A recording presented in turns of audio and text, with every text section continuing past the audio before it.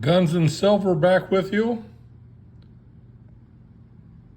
I bought a Buck Model 112 Ranger, just basic Ranger knife, to replace my J.A. Henkel's green pick bone Model HK0135 GP. I've had that for maybe 24 years. This knife, it has an interesting construction to it, a failing that I feel, well, if I wouldn't have dropped this so much, I wouldn't have this complaint, but not having the bolster on the backside handle of the knife does leave it vulnerable to cracking. That scales, I guess you'd call them, on the back of the knife, because I dropped it a lot. It's my fault, but I have to have something to complain about. The bolsters up front are nickel silver laminate over the brass framework, inner framework of the knife. I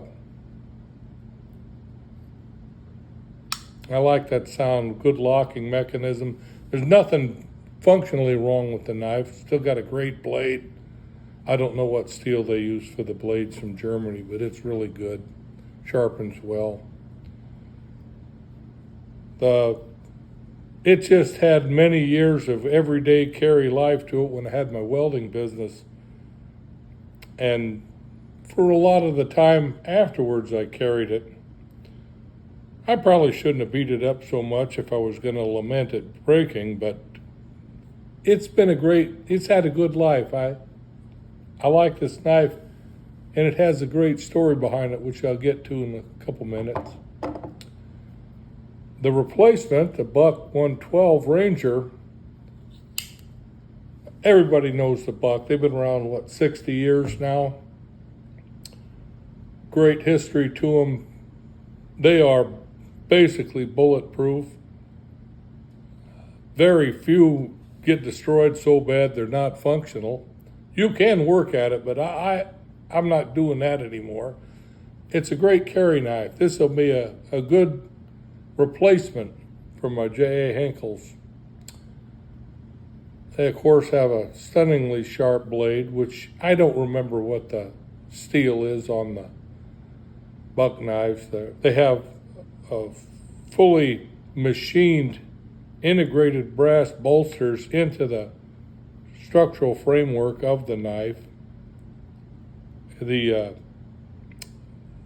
chrome steel backbone of the knife is it's been proven a solid performer.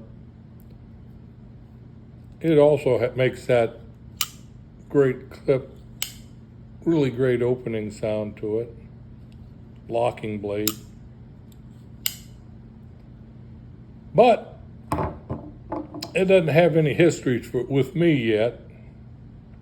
This does.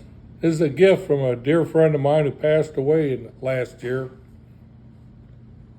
Gave me this knife. I don't know if it was a holiday gift or he's just generally being as generous and thoughtful, knowing as a working man, gave me a knife. So I had to give him a coin. He was from Scotland. He probably knew the ritual, but he wasn't superstitious like me. If you give someone a blade, you run a chance of severing your relationship. And also another thing about a knife is that it's life. This means something.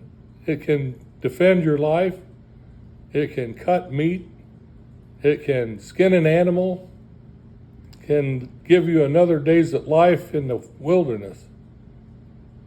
So when you gift someone a knife, or someone gives you a knife, you should give them a coin. Of course, my channel here is Guns and Silver. I prefer to give silver coins to people for something that would save my life. It is superstitious, but it's a tradition that I value. it can be a penny, but the requirement is that if you're given a knife, you return a coin. I wish I had the friend back too. Anyway, so that's my story.